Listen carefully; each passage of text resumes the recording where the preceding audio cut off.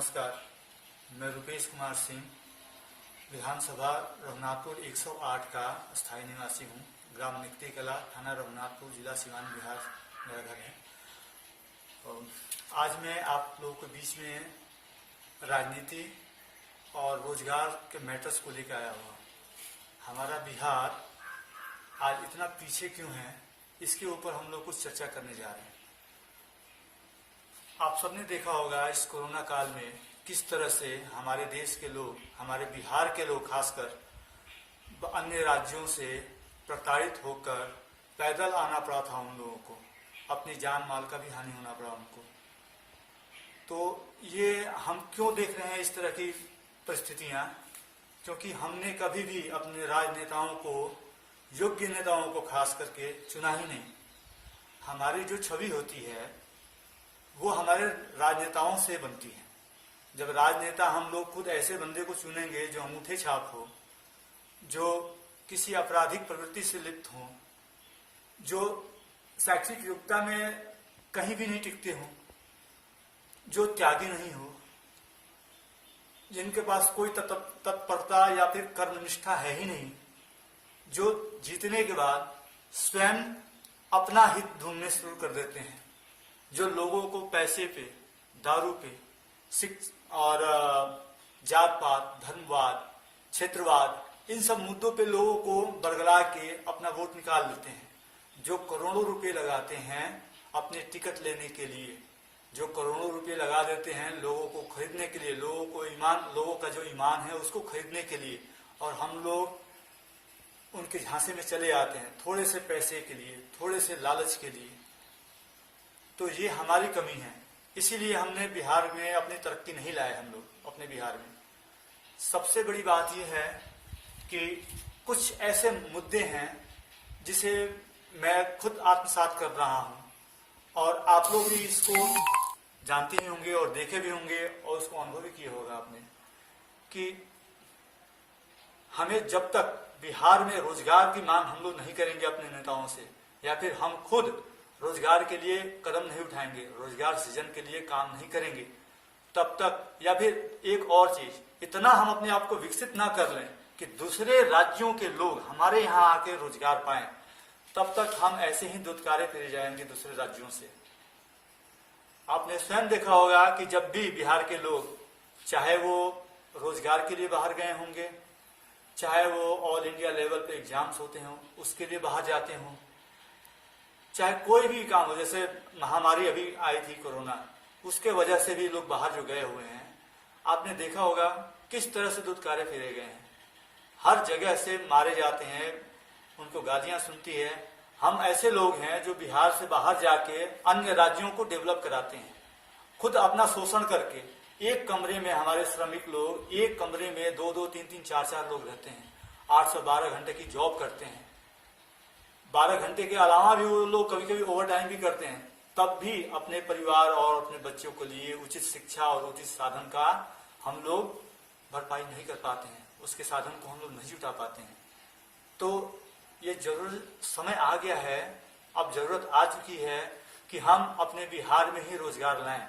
हमारी सबसे बड़ी प्रायोरिटी होनी चाहिए, प्राथमिकता होनी चाहिए कि रोजगार पे हम लोग फोकस करें, और अपने राजनेताओं से पूछें जो भी है कि रोजगार के लिए आपके पास क्या मापदंड है, रोजगार के लिए आपके पास कोई रोड मैप है भी या नहीं, अगर है तो बताएं। सबसे पहले रोजगार। दूसरा देखा जाए कि शिक्षा के लिए आप हमारे लिए क्या कर रहे हैं। शिक्षा हमारी इतनी बदतर हो चुकी है कि आज जो भी शिक्षक हमारे हैं उन लोगों के चुनाव सिर्फ मार्क्स बेस पे होता है कि कितने मार्क्स लिए गए हैं। एक आम पुलिस की, आर्मी की और छोटे मोटे भी जो भी 4th ग्रेड क्लास के भी जो होते हैं एग्जाम, उसके भी पैरामीटर्स आप देख लीजिए। उसमें रिटन होता है, उसमें दौड़ धूप होती है, मेडिकल होते हैं, मेरिट लिस्ट बनता है, बहुत तमाम तरह की प्रक्रियाएं होती हैं। उसके बाद हम तब जाकर हम उसके योग्य बनते हैं। लेकिन एक शिक्षक जिसकी आय भी बहुत अच्छी होती है, जिसकी वेतन भी बहुत अच्छा होता है, उसका चुनाव हम किस तरह से करते हैं? एक मार्क्स बेस पे। और मार्क्स हमारे बिहार के लोग पहले कैसे लाते थे सबको पता है, कैसे पर्चियां खोल के सामने लिखे जाते थे, नकल होते थे और मार्क्स लाए जाते थे। आज भी वही कमोबेश वही व्यवस्था है बिहार में। तो शिक्षा का स्तर कैसे अच्छा हो सकता है जब ऐसे लोग जो मार्क्स बेस्ड अच्छा मार्क्स चीटिंग के भरोसे ला देते हैं और वो टीचर बन जाते हैं, वो हमारे भविष्य को, हमारे बच्चों को और पूरे देश के भविष्य को कैसे सही बनाएंगे, कैसे संस्कार सही देंगे, कैसे सही समुचित शिक्षा दे पाएंगे। तो शिक्षा तो हमें चाहिए ही कि सही होना चाहिए। जब हमारे मुख्यमंत्री तक अंगूठा छाप हो सकते हैं, इसीलिए तो बिहार का नाम बदनाम होता है। हम अपने नेताओं को भी ऐसे ही चुनते हैं, हम जैसे होते हैं हमारी छवि हमारे नेताओं में होती है, हम वैसे ही लोगों को चुनते हैं, हम अपने मानसिकता अनुसार ही नेताओं को चुनते हैं, इसलिए तो बिहार बदनाम हुआ है। आप गाने भी सुन लो, किस तरह के गाने हम लोग सुनते हैं, कैसे फिल्में हम लोग देखते हैं, ये सारी चीजें जो होती है ये हमारे व्यक्तित्व को पूरे भारत के सामने लाके रखती है। तो अब समय आ चुका है सर कि हम लोग सभी, हमारे जितने भी नौजवान भाई और बहनों से मैं खासकर अपील करता हूं कि आप लोग रोजगार के साधन ही बिहार पे लाए। मैं इस बार रघुनाथपुर विधानसभा से खुद भावी प्रत्याशी हूं और इस बार निर्दलीय या फिर किसी अन्य पार्टी, अगर जो हमारी विचारधारा से, हमारा विचारधारा उनके साथ मिलता हो तभी हम किसी से जुड़ेंगे, नहीं तो हम निर्दलीय ही खड़ा होना चाहेंगे। 100% चांसेस है कि मैं निर्दलीय ही खड़ा होऊंगा इस बार, और आप लोगों के भविष्य के लिए मैं खड़ा होऊंगा। और सबसे पहली बात ये होती है कि मेरा मकसद ये है कि हम सबसे पहले रोजगार के लिए लाएंगे, रोजगार का साधन लाएंगे। इसके लिए हमारे पास एक रोड मैप है। मैं फैशन डिजाइनर हूँ, लगभग 8 साल से ऊपर का मेरे पास एक्सपीरियंस भी है, अलग अलग रिटेल में, एक्सपोर्ट में, फैशन डिजाइनरों के यहाँ भी काम किया हुआ है, इंटरनेशनल लेवल के डिजाइनरों के यहाँ भी काम किया हुआ है मैंने। इसके साथ साथ मैं प्रधानमंत्री कौशल विकास योजना में एग्जामिनर भी हूँ, पार्ट टाइम असेसर बोलते हैं उसको, या फिर एग्जामिनर भी बोलते हैं, तो मैं एग्जामिनर भी हूँ। तो मैं इन सभी योग्यताओं को आधार बना के यहाँ पे रोजगार के साधन ला सकता हूँ। आप लोगों की मेहनत, आप लोगों का गाइडेंस और आप लोगों का अगर सहयोग रहेगा, आप लोग हमें बस थोड़ा सा आप लोग हमारा सहयोग कर दें, सिर्फ हमारा जो मनोबल है उसको बढ़ाएं, तो यहाँ पे ये काम मैं खुद करूंगा और आप लोगों को भी इस काम में इसके योग्य बना दूंगा, इतना योग्य बना दूंगा कि यहाँ पे रोजगार के साधन आ सके। मैं वहां से ही, एक तो है कि मेरा एक विचार है कि मैं हर ग्राम पंचायत में एक स्किल सेंटर खुलवाना चाहता हूँ।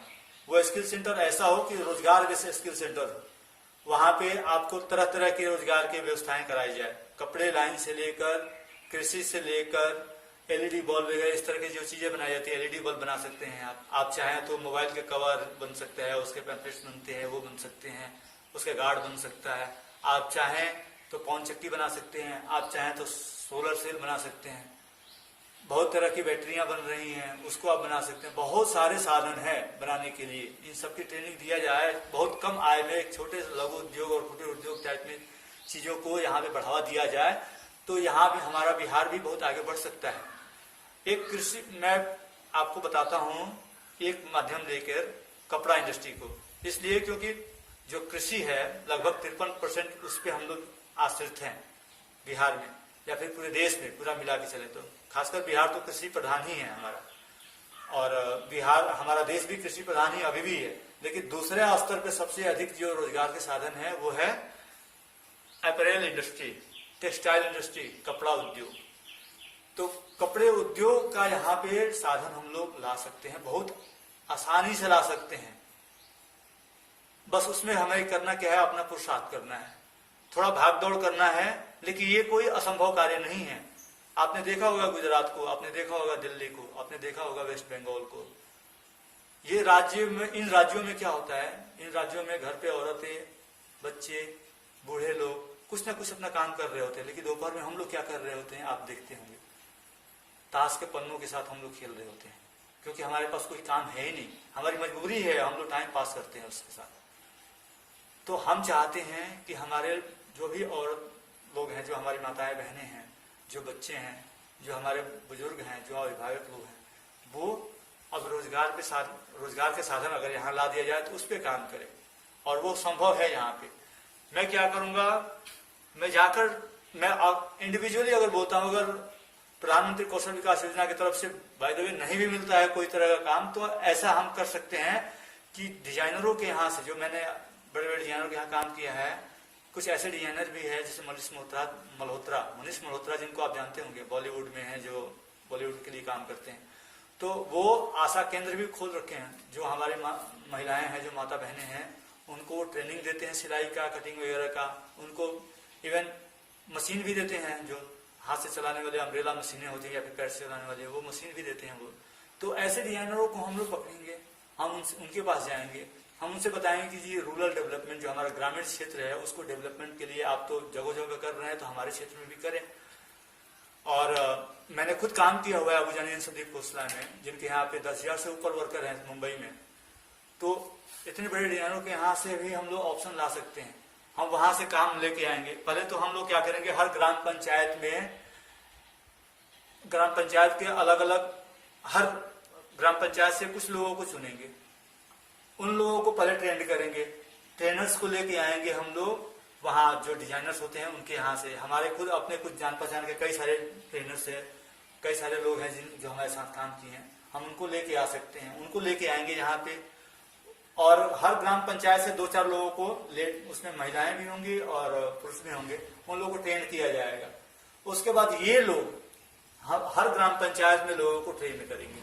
तो सबसे पहले तो हम लोग ट्रेनिंग देंगे। ट्रेनिंग किस चीज को देंगे? ट्रेनिंग देंगे हम लोग वो गारमेंट जो लाखों लाखों में बिकते हैं, उनके कंपोनेंट्स के बारे में बताएंगे, कैसे कैसे हम लोग उसको बनाते हैं। जैसे कि आप मनीष मल्होत्रा या तरुण तहलानी, अबू जानी संदीप खोसला है, ऋतु कुमार है, ऋतु बेरी है, बहुत बड़े डिजाइनर्स लोग हैं। इन लोगों के गारमेंट्स होते हैं लाखों लाखों में बिकते हैं।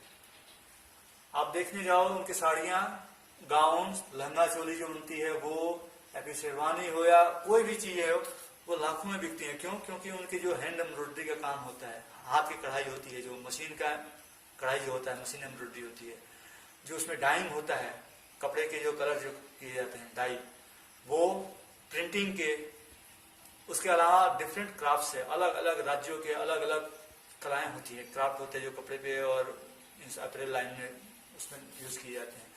तो इन सबको यूज करके इन्हीं सब की वैल्यू होती है उस गारमेंट्स में। कपड़े तो सामान्य होते हैं, जैसे हम लोग आप और हम पहनते हैं, उसी तरह कपड़े होते हैं, पर इन कलाओं की वैल्यू होती है। वही कलाएं हम लोग यहाँ पे सिखाएंगे लोगों को। हैंड एम्ब्रॉयडरी में जिसका इंटरेस्ट है वो हैंड एम्ब्रॉयडरी सीखेंगे, जो मशीन एम्ब्रॉयडरी में है वो मशीन में, जिसको खाका बनाना है, जो आर्टिस्ट टाइप लोग हैं, उनको आर्टिस्ट में वो वाला काम सिखाएंगे। तो इस तरह का काम सीख लेंगे लोग। जो जिसको कटिंग सीखना है उनको कटिंग सिखाया जाएगा, पैटर्न मेकिंग का काम, सिलाई का काम, बहुत तरह के काम है इसमें। और जो लोग उसके भी योग्य नहीं है, वो तुरपाई वगैरह काम कर सकते हैं, हाथ से सिलाई वगैरह काम कर सकते हैं, बटन लगाना, काज बनाना। और बिल्कुल भी जो वो भी नहीं कर सकते हैं, वो कम से कम धागा तो काट ही सकते हैं। कहीं ना कहीं हर आदमी के लिए रोजगार के साधन यहाँ पे मिल जाएंगे। जो हमारे नौजवान हैं उनको बहुत सारे काम मिल जाएंगे, जॉबर्स का काम मिल सकता है, मर्चेंडाइजिंग का काम मिल सकता है, बहुत तरह का काम इनको मिल जाएगा। सभी लोग, कोई खाली नहीं रहेगा, इसका मैं जिम्मेवारी लेता हूँ। ये काम तो हम लोग कर सकते हैं। तो आप लोग इसके लिए अपना कमर कसें, हमारा सहयोग करें, तो यह काम हम बिल्कुल यहाँ पे करवाएंगे। मैं खुद बाहर दिल्ली में रहता था, लुधियाना में मैंने काम किया हुआ है, पॉल एकेडमी से मैंने कोर्स किया हुआ है। और मैं चाहता हूँ कि हर लोग, मेरा फोकस यही होता है कि मैं हर लोगों को इतना सशक्त बना दूं कि वो आत्मनिर्भर बन जाए। आत्मनिर्भर बिहार बनेगा तभी बिहार की तरक्की होगी और बिहार में बाहर के लोग आएंगे। तो रोजगार के तो ये साधन और भी है। दूसरा, जब प्रधानमंत्री कौशल विकास केंद्र खुलने शुरू हो जाएंगे तो उसमें ये फायदे होंगे कि जो उसमें सीखने भी जो आते हैं उनको भी उसमें कुछ पैसा मिलता है। शुरू में पहला कोई एक कोर्स होता है, उसमें पैसे भी मिलते हैं। 3 महीने का अगर कोर्स करते हैं तो पहले 8,000 मिलता था उनको।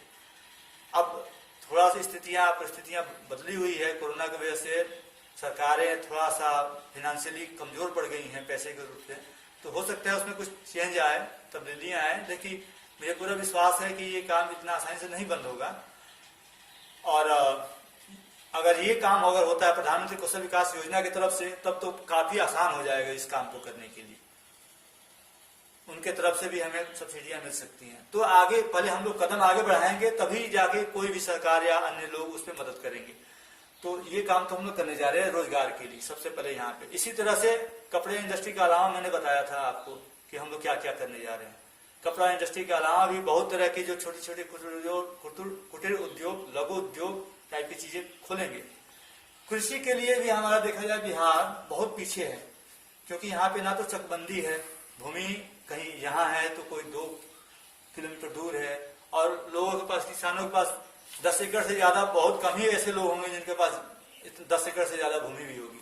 तो एक तो किसानों के पास ज्यादा भूमि नहीं है, दूसरा भूमि है वो एक जगह नहीं है, चकबंदी साधन नहीं है यहाँ पे, तीसरा है ट्यूबवेल्स वगैरह नहीं है, नहरों का जो समुचित जो ढांचा होना चाहिए वो यहाँ पे नहीं है, नहर और नालियां है ही नहीं खेतों तक पहुंचने के लिए। कहीं पे अचानक से बाढ़ आ जाता है तो कहीं सूखा पड़ जाता है। अगर पूरे देश में हमारे नदियों को नहरों से जोड़ा गया होता अगर, तो कभी भी कहीं किसी भी राज्यों में ना तो सूखा पड़ा होता ना बाढ़ आती, और सभी राज्यों को सिंचाई योग्य पानी भी मिल जाते और पीने योग्य पानी भी मिल जाते। तो ये तो हमारी सरकारें फेल्योर हुई हैं। अब जरूरत है कि इन सब चीजों पर भी ध्यान दिया जाए। कृषि प्रधान जो भी राज्य हैं, हमारा देश ही पूरा कृषि प्रधान है, लेकिन कुछ राज्य ऐसे हैं जो कि कृषि पे ही आधारित है, जैसे बिहार। तो इन राज्यों में इन सब व्यवस्थाएं है ही नहीं। आप देखने जाओ, खाद पानी के भी जो साधन है वो भी बहुत महंगे हैं यहाँ पे। तो और कृषि से संबंधित और भी जो नवीन तकनीकियां आती हैं उसका भी प्रचार प्रसार यहाँ पे नहीं है। कंपोस्ट खाद वगैरह बनाने के सही तरीके, बीजों को कैसे बनाना है, कैसे रोपने हैं, इन सब के बारे में नहीं पता है। लोग अपने जमीन, अपने जो मिट्टी होती है उसका जाके उसको जांच भी नहीं कराते कि हमारी मिट्टी पे क्या क्या चीजें हो सकती है, इसमें किस चीज की कमियां हैं, वो भी होती है शोध वगैरह। कृषि केंद्र बहुत कम है भी तो लोगों को पता ही नहीं है उसके बारे में। तो ये सारी चीजें हैं, मतलब कृषि के बारे में लोग बहुत अनभिज्ञ हैं अभी तो। और कृषि के जो हमारे जो किसानों के जो फसल होते हैं, किसान उसके उचित मूल्य पा भी नहीं पाते हैं। आप किसी भी क्षेत्र में जाओ, कपड़े इंडस्ट्री में है तो उसके हम लोग रेट लगाते हैं कि कितने में ये कपड़े बिकने वाले हैं, लेकिन किसान जाएंगे अगर अपना उतना मेहनत करके फसल बनाते हैं, उगाते हैं फसल को, उस फसल का रेट वो नहीं लगा सकते हैं। रेट कौन लगाते हैं? तो जो एसी में बैठे होते हैं वो कैसे रेट लगाते हैं, पिछले साल ऐसा था, अगले साल ऐसा रहा, तो इसके बाद वाला अगले साल ऐसा रहा होगा, बस वो परसेंटेज ढूंढते हैं, उससे रेशियो निकालते हैं और बताते हैं कि अगले साल यही होना चाहिए इस रेट का, इस किसान का रेट ऐसा तो होना चाहिए ना। फसल का रेट इस तरह से नहीं तय करना चाहिए। फसल के रेट पे डिपेंड करता है, हम जब मानसून पे डिपेंड है तो कभी कभी बाढ़ आ जाता है, कभी कभी सूखा पड़ जाता है, तो हम कैसे उसको पिछले साल और अगले साल की तुलना उससे हम कर सकते हैं। किसान के फसल को डायरेक्ट सरकार खरीदे उचित मूल्यों पे, उसको ऐसे देशों में उसको बेचा जाए जहां पे कृषि के साधन कम है। रेगिस्तान जैसे देश हैं, जैसे सऊदी वगैरह देश है, वहां पे कृषि वगैरह चीज नहीं होती है, उन सब जगहों पे आप बेचिए। अब यूरोपियन कंट्रीज हैं उनमें भी बेचिए, जहां जहां जिन जिन देशों को चाहिए कृषि के साधन उनको दीजिए। आप किसानों से खरीदिए ना। आप किसान आप क्या करते हैं, आप अपने देश के जितने भी अन्न होते हैं उसको रख लेते हैं घरों में या फिर कोल्ड स्टोर्स में, और वहां पे वो सड़ रहे होते हैं, वितरण भी नहीं हो पाता है। इसलिए किसान हमारे बहुत दुर्दिन देख रहे हैं आज बिहार में खासकर। तो कृषि के अलावा भी हमारे पास है शिक्षा का, देख लिया आपने, शिक्षा का साधन कितना बुरा था, कृषि का देख लिया। आप सड़कों का भी व्यवस्था देख रहे हैं। मैं जहां जहां जिन गाँव में घूम रहा हूँ देख रहा हूँ, रास्ते पे ही नालियां ना होने की वजह से रास्ते पे पानी का जमाव हो जाता है। ये जल जमाव उस सड़क को भी तोड़ रहा है, गाड़ियां आती हैं आसानी से टूट जाते हैं सड़क। किसी भी गांव में सही तरीके से नालियों का, समुचित नालियों का बंदोबस्त नहीं है कि पानी का निकास हो सके उस गांव से। कुछ ऐसे गांव हैं जहां पे बाढ़ वाले पानी भी आ गए हैं। रघुनाथपुर विधानसभा के अमवारी गांव में मैं गया था, वहां पे बाढ़ वाले ही पानी हैं जो बह रहे हैं, निरंतर बढ़ते जा रहे हैं, कई फसलों को बर्बाद कर चुके हैं। तो उसके लिए कोई तटबंध है ही नहीं ढंग से। तो कृषि के अलावा अगर और भी बहुत सारे देखा जाए, इंफ्रास्ट्रक्चर के बारे में अगर बात करें तो उसके मामले में भी बहुत पीछे हैं हम लोग। हमारे यहाँ पे ढंग का कोई भी महाविद्यालय नहीं है रघुनाथपुर में। आप स्वास्थ्य के बारे में जाए तो गाँव में स्वास्थ्य के लिए जो चिकित्सक केंद्र है या फिर स्वास्थ्य केंद्र है छोटे मोटे गाँव में, वो बंद तो गए हैं किसी जमाने में, लेकिन उसमें सारे मैं एक हरनाथपुर गांव में गया था, वहां पे देखा वो पूरा बिल्डिंग जर्जर होकर गिर रही है, कोई भी बंदा नहीं है। निकती में भी हमारे यहाँ, हमारे ग्राम में भी स्वास्थ्य केंद्र है, लेकिन सालों साल से यहाँ पे कोई दवाइयां नहीं है ना तो शिक्षा केंद्र। यही हाल पूरे रघुनाथपुर क्षेत्र का है, हमारे पूरा रघुनाथपुर विधानसभा का है और पूरे बिहार का ही यही हाल है। तो स्वास्थ्य के मामले में तो हम लोग बहुत पीछे हैं। स्वास्थ्य के अलावा भी आप देखने जाए, आप जाओगे, आप रघुनाथपुर के जो मुख्य जो हमारा जो सदर अस्पताल है उसमें भी जाए, अगर आपको सांप काट ले तो शायद वहां पे वैक्सीन मिल पाए उसके, अगर बिच्छू काट ले शायद ही वहां पे वैक्सीन मिल पाए। आप वहां पे जाके देखिए, जल जमाव पूरा अभी भी वहां पे पूरे घुटने भर पानी लगा हुआ है, पानी में घिरा हुआ है वो, तो बड़ा बुरा स्थिति है जी स्वास्थ्य का हमारे यहाँ। तो ये सारे मैटर हम बता रहे हैं कि हम लोग कितने पिछड़े हैं। तो ये सब कुछ संभव तभी होगा जब हम लोग जागरूक होंगे। और हम लोग कब जागरूक होंगे? जब हम लोग दारू के नाम पे कुछ दिन दारू पी के आप क्या कर लोगे, 5 साल अपना बर्बाद करोगे, इसके अलावा कुछ नहीं करोगे। और ये 5 साल, आने वाले 5 साल को प्रभावित करेगा, आप सीधे 10 साल पीछे होगे। और ये दारू कितना दिन चलेगा आपका, और कितने दिन लोग पिलाएंगे? बस चुनावी माहौल में आपको पिलाया जाएगा। उस दारू के बल पे आप अपना, उस दारू के लालच में, बल पे क्या लालच में आप उस मतलब कि अपना वोट को आप छोड़ देते हैं। तो दारू सबसे पहला है, दारू के पीछे आप लोग बिक जाते हो, अपना ईमान बेच देते हो। मुझे बड़ा दुख हो रहा है ये इतने कटु बात बोलते समय। दूसरा है कि हम लोग पैसे के पीछे भी भागते हैं।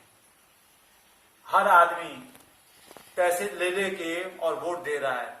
कुछ लोग ऐसे हैं स्वाभिमानी लोग जो नहीं लेते हैं, लेकिन मैक्सिमम लोग ऐसे हैं जो पैसे के पीछे बिक रहे हैं। उसके बाद हम लोग क्षेत्रवाद, जातिवाद पे भी बिक जाते हैं। हमारे यहाँ बिहार में जातिवाद बहुत ज्यादा है। जातवाद पे ही हमारी राजनीति पूरी चलती है बिहार में। तो अपने जाति के लोग हैं तो उसको वोट दे दो जी, वो कैसा है कैसा नहीं है हम नहीं देखते हैं, उनकी योग्यताओं को देखते ही नहीं। मैं आपसे हाथ जोड़ के निवेदन करता हूं कि इस बार अपने विधानसभा या पूरे बिहार में कहीं भी अपने विधायकों को उनकी योग्यता पे, शैक्षणिक योग्यता पे जरूर परखें कि वो कितने पढ़े लिखे हैं। इतने पढ़े लिखे तो जरूर होना चाहिए कि वो अपनी भला बुरा या फिर जो भी योजनाएं आ रही है उसको खुद पढ़ सके, देख सके, समझ सके। इतना तो पढ़ा लिखा जरूर होना चाहिए वो आदमी। दूसरा कि उनका आप देखिए कि वो कितने जुझारू है, उनकी उपलब्धियां क्या है, उन्होंने क्या किए हुए अपने लाइफ में, कितने विषम परिस्थितियों से लड़कर और वो अपने आप को इसके योग्य बनाए हुए हैं, अपने आप को उतने योग्य बनाए हुए हैं कि आप यहाँ पे खड़े हो रहे हैं, इस विधायक के लिए खड़े हो रहे हैं, विधानसभा के लिए खड़े हो रहे हैं। तो ये देखिए कि उनका जुझारूपन कितना है। और तीसरा मैटर आप देखिए कि उनका जो आपराधिक छवि है वो कहीं तो नहीं है ना, किसी प्रकार की आपराधिक छवि तो नहीं है। कभी जेल गए हो कोई मर्डर में या कोई फिरौती में, अपहरण में, इस तरह का कुछ तो नहीं है ना उनको पर, क्योंकि आप साफ छवि के लोगों को लाओगे तभी जाके राजनीति भी साफ सुथरी बनेगी। चौथा आप देखेंगे उनमें कि उनकी तत्परता और कर्मनिष्ठा कितना है। आपको सिंपल सी एक ही चीज में आप समझ सकते हैं कि कैसे इस तत्परता को आप समझेंगे। आपको रात में कोई भी जरूरत पड़ा, आपने उनको बोला, आप खुद अपने दिल में बोले या ना, अपने दिल में आप सोच लेना कि हम बुलाएंगे, वो पहुंच जाएंगे आपके पास। अगर नहीं पहुंचते हैं समझ लो कि वो आपके योग्य नहीं है। सिंपल सी एक सवाल से आप समझ जाएंगे कि वो तत्पर है कि नहीं। दूसरा आप देखेंगे आप उनका कि वो हमेशा जो भी काम कर रहे हैं अपडेट कर रहे हैं कि नहीं कर रहे हैं सोशल मीडिया पे या फिर चीजों पे कि हम क्या किए पूरे दिन भर का। मैं खुद इस बार अगर उठ रहा हूं तो एक अपना एक करार पब्लिक के साथ में करने वाला, एक कागजी कार्य जो होता है, जो एग्रीमेंट होती है, वो हम करने वाले हैं पब्लिक के साथ। मैं जो वादे करने वाला हूं, ये सब जो बोल रहा हूं डेवलपमेंट के लिए, उसके लिए पब्लिक के साथ मेरी एक एग्रीमेंट होगी और उसके साथ पब्लिक जो सजा उसमें प्रावधान कर उसमें डालेंगी, उस सजा को मैं भुगतूंगा अगर मैं नहीं कर पाता हूं। मुझे पूरा विश्वास है कि मैं कर लूंगा। मैं इसीलिए आया हूं, मैं राजनीति करने नहीं, जहां की राजनीति सुधारने आया हूं। मैं यहाँ पे लोगों के लिए विकास करने आया हूं। मैं एक नया दिशा दिखाने आया हूं। आप लोगों से निवेदन है कि आप लोग मेरा मार्गदर्शन करें, मेरा सहयोग करें और मेरा साथ दें, तभी ये संभव हो सकता है। दूसरा चीज ये कि राजनेता में एक सबसे बड़ी गुण होना चाहिए कि वो त्यागी होना चाहिए। हर व्यक्ति ये बात जरूर जान ले, बिना त्याग का कोई भी कार्य नहीं हो सकता है, कोई भी सामाजिक कार्य नहीं हो सकता है। तो पहले आप देखिए कि वो त्यागी है कि नहीं। मैं अपने बारे में थोड़ा सा एक परिचय दे दूं अपना, एक छोटा सा परिचय। आपने देखा होगा, शायद आपको याद होगा, पिछले साल मैं दिल्ली से अपने रघुनाथपुर जिला सीवान बिहार के लिए साइकिल यात्रा निकाला था। वो साइकिल यात्रा 3 मकसद के लिए था, 3 मुद्दे थे उसमें। हर आदमी अपना वोट देने जाए, और दूसरा था कि जनसंख्या वृद्धि पे कंट्रोल किया जाए, तीसरा था कि हर आदमी अपनी सेहत का विशेष ख्याल रखे। तो वोट देने क्यों जाना जरूरी है? वोट देने जाना जरूरी इसलिए है क्योंकि जो प्रबुद्ध वर्ग के लोग हैं, खासकर मैं उनसे बोल रहा हूँ, वो लोग क्या करते हैं, बिहार से बाहर जो रहते हैं वो वहीं पे बिहार से बाहर ही अपना बना लेते हैं आईडी, आधार, जो वोटर आईडी कार्ड, और वहां पे वोट दे देते हैं। वो बिहार आते नहीं है। अगर वो बिहार आए तो 10 लोगों को कन्विंस करेंगे, 10 लोगों को समझाएंगे कि दारू और पैसे पे, क्षेत्रवाद, जातवाद, इन सब चीजों को ना बटो। दूसरा है, आपकी वोट की ताकत को आपको जानना बहुत जरूरी है। ये 5 साल जो आप देते हो ना, इस 5 साल जो होता है, अगर आपने अपने वोट को सही से उपयोग नहीं किया, दारू और पैसे में बिक गए, तो ये 5 साल आने वाले 5 साल को ही प्रभावित करेगा। आप 10 साल पीछे जाओगे सीधे। तो पहला तो ये मैटर था वोट देने वाला। दूसरा था जनसंख्या वृद्धि पे कंट्रोल, क्योंकि जब तक आपका जनसंख्या अपने देश का कंट्रोल नहीं होगा, तब तक हमारे देश की तरक्की नहीं हो सकती है, संभव ही नहीं है। अगर एक बंदे के, कोई भी आदमी है आज, उनका एक बच्चा, अगर उसको आप चाहते हैं कि एक अच्छा एजुकेशन दें और अच्छी जॉब चाहिए या फिर अच्छा रोजगार उनको चाहिए, तो मुश्किल है कराना। आप उनको डॉक्टर, इंजीनियर या फैशन डिजाइनर तो नहीं बना पाओगे।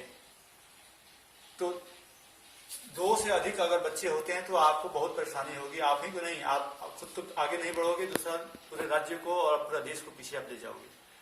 और तीसरा है सेहत के लिए। सेहत के लिए जरूरी इसलिए है क्योंकि मैक्सिमम लोग जानते होंगे इस बात को, कोई भी बड़े बुजुर्ग जिनके घर में होंगे वो देखे होंगे, आपकी जितने भी पैसे होती है, आज जितना भी आपने बचा के रखा हुआ है, मैक्सिमम आय निकल जाती है जब एक बार कोई बड़ा असाध्य रोग अगर आपको लग गया तो, या फिर आपके घर में किसी भी आपके परिवार के शुभचिंतक को लग गया तो डॉक्टर सारे पैसे आपके निकलवा लेते हैं। तो इससे अच्छा है कि आप शुरू से ही अपनी सेहत पर ध्यान रखिए। एक सेहतमंद आदमी चाहे तो अपने लिए रोजगार का साधन खोल सकता है, कर सकता है, अपने लिए, अपने परिवार का भरण पोषण किसी न किसी तरह से कर ही लेगा वो।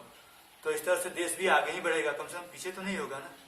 तो इसलिए मैं ये संदेश दिया था कि हर आदमी अपना सेहत का ध्यान रखें, विशेष ध्यान रखें सेहत का। अच्छा, इन मैटर के लिए मैं दिल्ली से अपना जॉब छोड़ के, मैं उस समय प्रोडक्शन मैनेजर था, साथ फैशन डिजाइनर था, अपना जॉब छोड़ के और पूरे गर्मियों में 29 अप्रैल को मैं निकला था पिछले साल, और यहाँ पे 7 तारीख को मैं सीवान जिले में पहुंचा हूँ। 8 तारीख को रघुनाथपुर आया था, सीवान जिले में 7 तारीख को शाम को पहुंच गया था। पूरे दिन गर्मियों में चलता रहा हूँ।